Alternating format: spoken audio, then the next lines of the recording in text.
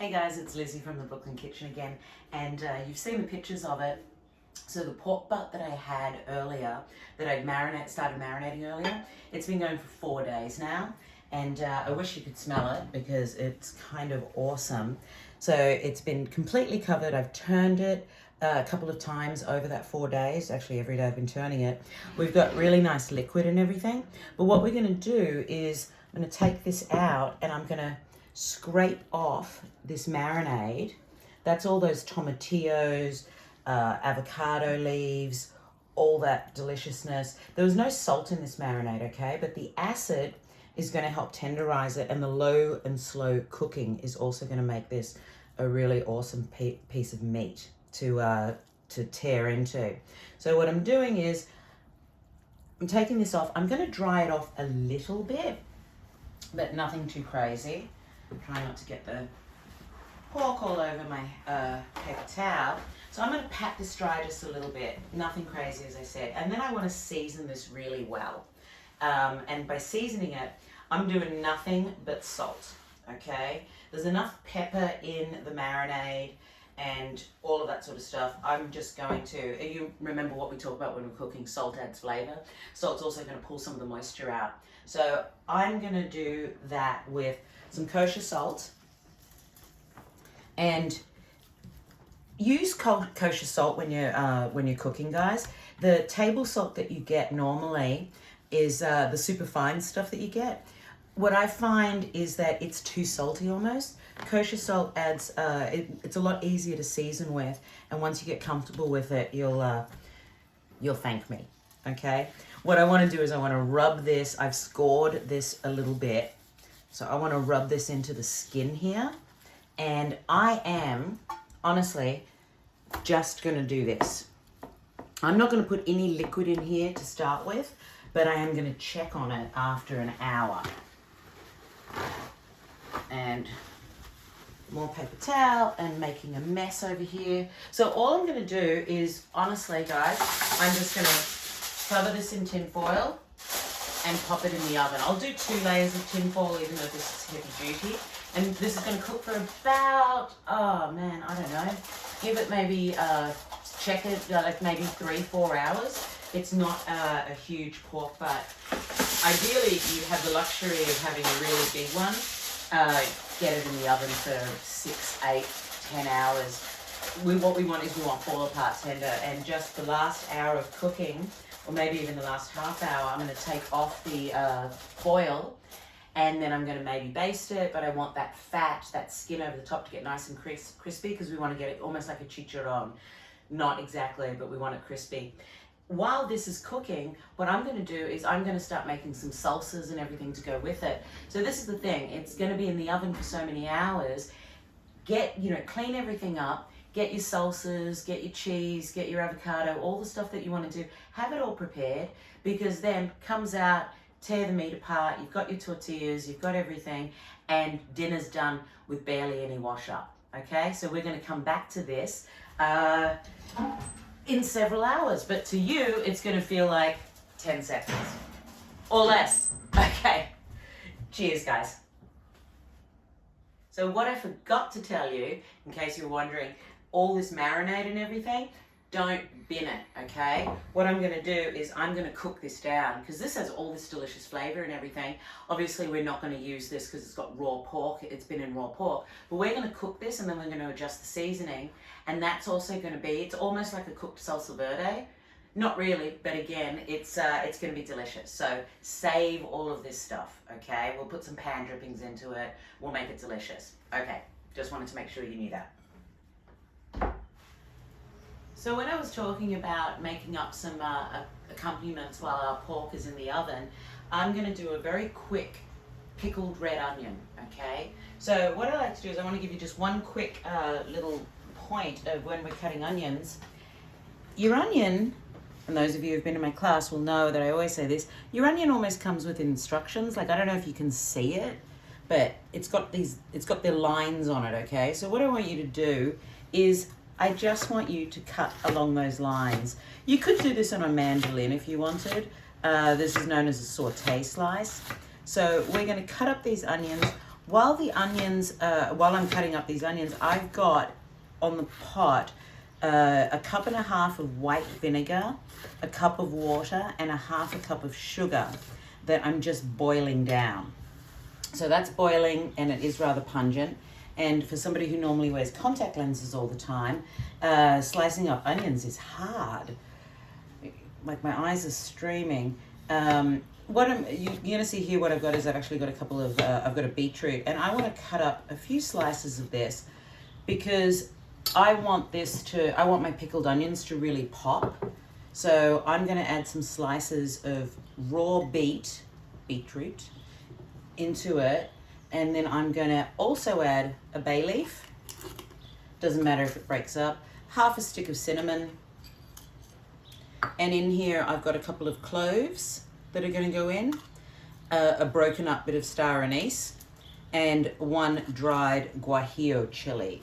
So I'm going to pop my onions on top of this and just pack it in there. Once the boiling vinegar water mixture gets in here, it's going to wilt your onions slightly. So don't worry about that. Don't worry about overcrowding the jar. So that's boiling vinegar, water, sugar solution, very pungent. Pour that on top, and this is going to sit about an hour, and it's going to be good to go. I've got pretty tough hands. Don't do this at home, folks. It is boiling. So let this sit for about an hour, and then you're going to be good to go.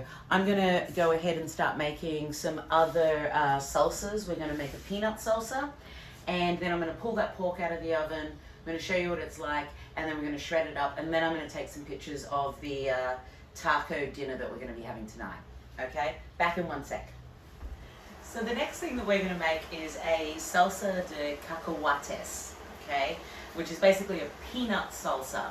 And this salsa is kind of like a bit of a free-for-all. The way that I make it, and I was taught this salsa by one of my favorite cooks ever, Antonio, and this is the way his mother made it. So I'm basically just using cilantro, white onion, tomatillos, a bit of garlic, and some peanuts. If you're not familiar with tomatillos, this is how they look normally. They've got this husk on them. And when you peel that husk off, it can be a little sticky. I find that the best way to peel them off, if they're like that, is just drop them in some boiling water or hot water and just give them a good clean. So what I've done is I've got cilantro, and this is a super, super easy dish. I've got my quartered up tomatillos. It's about 2 of them. About half a bunch. This is a quarter of a white onion, and you can see I threw some garlic in there. This is the juice of 2 pretty dismal looking limes, but I'm going to pour all of that in there. I'm going to hit it with half a teaspoon of cumin. All of these things is pretty much up to taste, and we've got the party peanuts. You don't have to have party peanuts. Any peanuts will do. I'm going to put in, I'm going to eyeball it and say that's about, I don't know, about a half a cup. That's it. I already know I'm going to want a little bit of salt, so remember a chef pinch of salt. Hit it with some black pepper, not too much, and tiny bit of olive oil. Nothing much, but I just want to give it a little bit of a mouthfeel. A lot of the times I would probably put an avocado in here, but the avocado that I opened up was absolute shit. So I'm adding olive oil instead. Also, if you don't have an avocado, do that. It just gives a better texture. That was just a little bit of cold water. So I am going to pop this into, I should probably cover up the brown.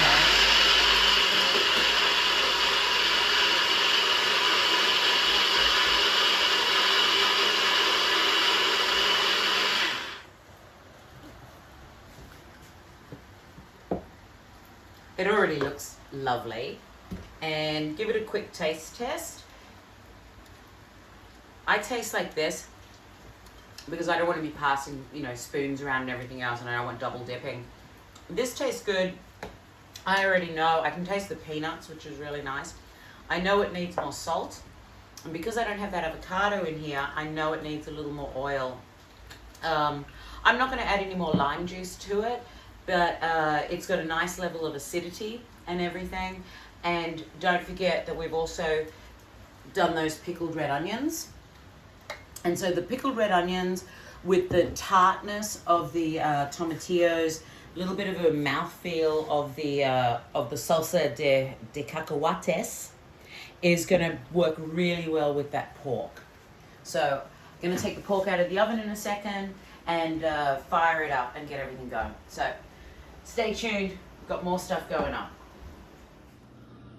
So the pork's out of the oven, and I already checked on it, but what's gone on is I let the foil stick to the skin a little too much, or I pressed it down too much, so I lost a little bit of the skin.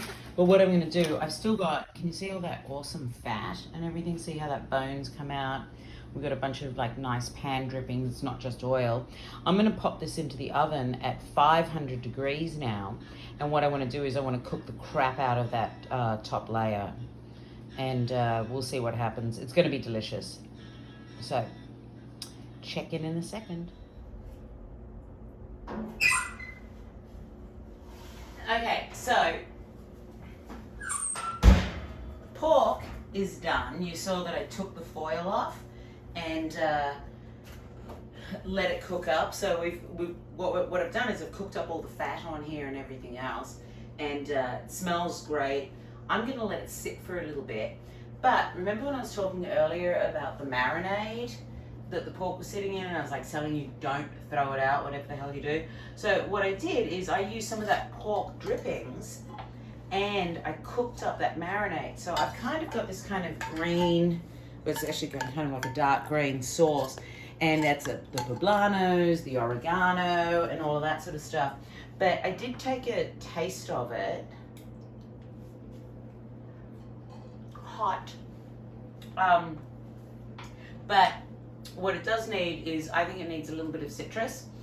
Not so much for sourness, but what I want to get is I want to get a little bit of sweetness, and I want to get some floral notes into it, or some citrus notes as well.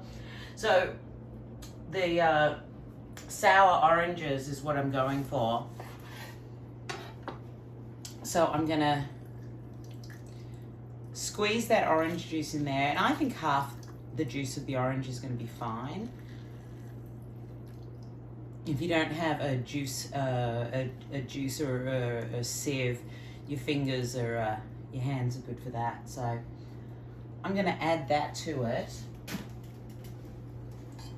Mix this up.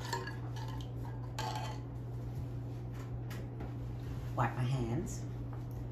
Mix this up and give it a taste now. And it's already like night and day. Okay, so these are the little things that when you're not sure if something's going on, think about, does it need salt? Does it need acid? Does it need some fat? These are all these flavoring components that are really important. And if you play around with it, you kind of get an understanding for it.